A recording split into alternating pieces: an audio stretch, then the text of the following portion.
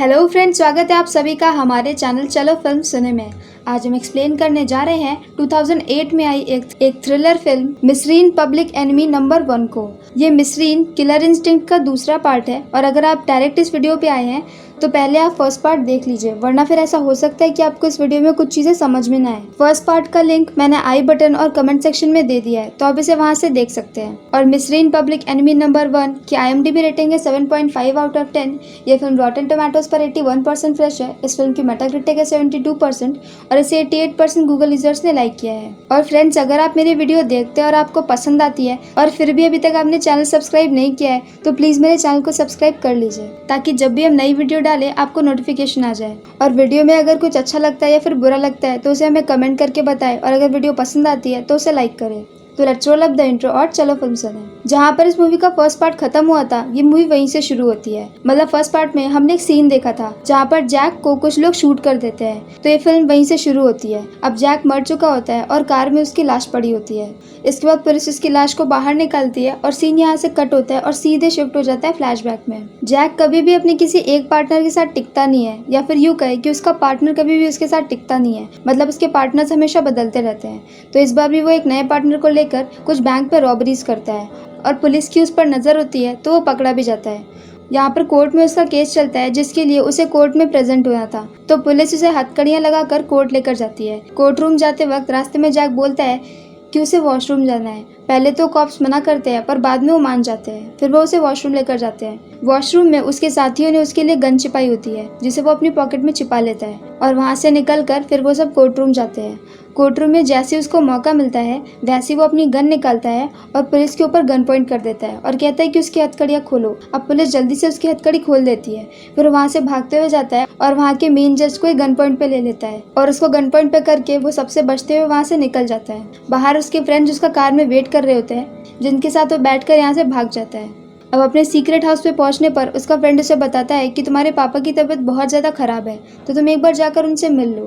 तो अब जैक अपना भेष बदलकर अपने पापा से मिलने जाता है और ये उसके पापा का आखिरी टाइम होता है और इसके बाद भी उसके पापा की डेथ हो जाती है।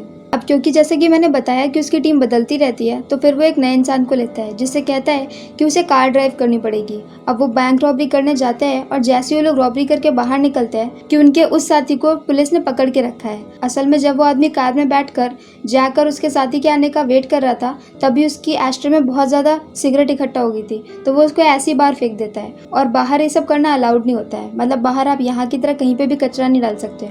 इस बात के लिए तुरंत उसे पुलिस पकड़ लेती है और एग्जैक्टली उसी टाइम जैक और उसका साथी भी बाहर आते हैं, तो पुलिस उनको पहचान कर उन पर फायरिंग शुरू कर देती है। अब वो लोग यहाँ से भागते भागते एक कार को लेते हैं और कार में बैठकर सीधे स्टेशन पे जाते हैं। यहाँ पर वो एक ट्रेन में जैसे तैसे चढ़ जाते हैं और पुलिस उनके पीछे पीछे ट्रेन में नहीं चढ़ पाती और वो लोग बच जाते हैं। पर अब उसका साथी बोलता है कि किसी ना किसी दिन तुम हमें मरवाओगे, इसलिए मैं तुम्हारा साथ छोड़ रहा हूँ, और यहाँ से उसका ये पार्टनर भी चला जाता है। अब नेक्स्ट सीन में जैक एक फ्लैट में होता है एक लड़की के साथ, और दूसरी तरफ नीचे पुलिस की पूरी टीम खड़ी होती है। असल में उन्हें जब भी पता चलता है जैक के लोकेशन के बारे में, तो वो पूरी कोशिश करते हैं उसे पकड़ने के लिए। और इस बार भी ऐसे ही हुआ होता है, उन्हें जैक की लोकेशन मिल गई होती है, इसलिए पूरी पुलिस की फोर्स खड़ी होती है। अब वो लोग ऊपर जाते हैं और डोर नॉक करते हैं और बोलते हैं कि पुलिस है और तुम्हें बाहर निकलना पड़ेगा। तो जैक उनके सामने कुछ शर्तें रख देता है। वो बोलता है कि मेरे साथ एक लड़की है और उस लड़की को कुछ भी नहीं होना चाहिए, और सेकंड कि मुझे 20 मिनट दो तैयार होने के लिए। उस पुलिस की टीम का जो हेड होता है उसका नाम होता है ब्रूसॉर्ड। तो ब्रूसॉर्ड उसे टाइम दे देता है और उस 20 मिनट में जल्दी जल्दी वो अपने बहुत सारे जो उसके पासपोर्ट बने होते हैं उन सबको जला देता है और फटाफट से सूटेड बूटेड हो जाता है। उसके बाद जब पुलिस दरवाजा खोलती है तो देखती है कि वो सूटेड बूटेड खड़ा है और सरेंडर कर देता है। इसके बाद जब वो लोग बैठे होते हैं और उसी घर की तलाशी ले रहे होते हैं, तब जैक बोलता है कि तुम्हें पता है कि मैंने शूटिंग क्यों नहीं करी, मतलब मैं चाहता तो तुम्हारे कॉप्स को मार सकता था। तो इस पर ब्रूसर्ड बोलता है कि तुम्हारे साथ एक लड़की है, इसलिए तुमने ऐसा नहीं किया कि कहीं उस लड़की को गोली ना लग जाए और कहीं वो लड़की ना मर जाए। तो जैक बोलता है कि हाँ, इस बार वो लड़की है, पर नेक्स्ट टाइम ऐसा नहीं होगा, नेक्स्ट टाइम तुम और मैं अकेले होंगे। अब यहाँ से उसे सीधे जेल में डाल दिया जाता है। तो जेल में वो अपनी ऑटोबायोग्राफी लिखने लगता है, जिसमें वो ऐसा बता देता है कि उसने 40 मर्डर्स किए हैं। अब उसकी लॉयर आती है और उसके ऊपर गुस्सा करने लगती है। वो बोलती है कि 2 मंथ बाद तुम्हारी हियरिंग होने वाली है और तुमने अभी से ही अपनी बुक में लिख दिया कि तुमने 40 मर्डर्स किए हैं। इस पर जैक बोलता है कि चिंता मत करो, हर नॉवल में ऐसा किया जाता है, मतलब इंटरेस्टिंग बनाने के लिए उसमें कुछ एक्स्ट्रा डाल दिया जाता है, इसलिए मैं कोर्ट को यही बोलूंगा कि मैंने ऐसा कुछ नहीं किया था, बस नॉवेल सेल हो जाए इसलिए ये सब लिख दिया है। और कोर्ट भी ये सोचेगी कि जैक इतना बेवकूफ तो नहीं हो सकता कि खुद से इतने बड़े बड़े क्राइम्स कबूल कर ले। और जब कोर्ट में जैक का ट्रायल होता है तो जैक लंबे लंबे भाषण देता है, जैसे कि मैं तो बस एक बड़े थीफ से चोरी करता हूँ, मतलब कि गवर्नमेंट भी एक तरह की चोर होती है और मैं सिर्फ अमीर लोगों से ही पैसे चुराता हूँ, वगैरह वगैरह। पर इसके बाद भी जज उसे बहुत लंबी सजा सुना देते हैं और उसे जेल में डाल देते हैं। जेल में वो एक आदमी से मिलता है जिसका नाम होता है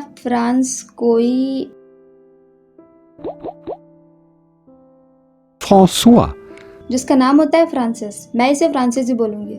फ्रांसिस के साथ वो इस जेल से भागने की प्लानिंग करता है। यहाँ पर पुलिस रेगुलरली उनके सेल की चेकिंग करती रहती है और उनके सेल में टीवी वगैरह सब कुछ होता है।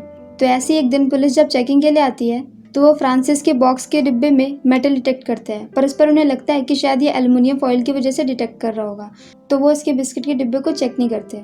इसके बाद जेल में जैक की लॉयर उससे मिलने आती है। यहाँ पर वो बोलती है कि मैं तुम्हारे लिए ये आखिरी काम कर रही हूँ।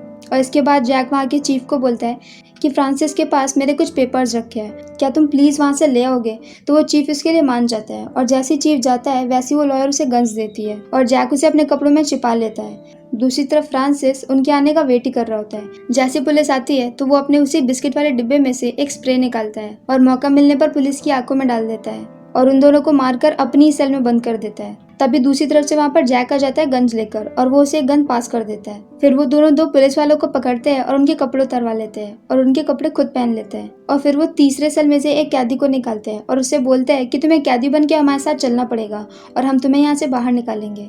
तो वो तीसरा वाला भी मान जाता है। फिर ये तीनों वहाँ से बाहर निकलते हैं और बाहर निकलते ही जैक एक दूसरे पुलिस वाले को भी गन पॉइंट पर ले लेता है और उसे लेकर मेन डोर पे जाता है। मेन डोर पे जाकर वो उससे चाबी लेता है और चाबी से दरवाजा खोलता है और वहाँ से बाहर निकलता है। बाहर वहाँ पर एक और बहुत बड़ी सी वॉल होती है जिसको उन्हें क्रॉस करना होता है, तो वो एक सीढ़ी लेते हैं और वहाँ पे लगा देते हैं। फिर ऊपर चढ़ के वहाँ पे रस्सी लगाते हैं और रस्सी से तीनों नीचे उतरने लगते हैं। जैक और फ्रांसिस तो नीचे उतर जाते हैं, पर जब वो तीसरा वाला नीचे उतर रहा होता है तब वो गिर जाता है, जिसकी वजह से उसके पैर में बहुत ज्यादा चोट लग जाती है। अब जैक जल्दी से एक नॉर्मल आदमी को रोकता है, उसकी कार छीन लेता है और कार में बैठ जाता है। फ्रांसिस भी उसके साथ कार में बैठ जाता है।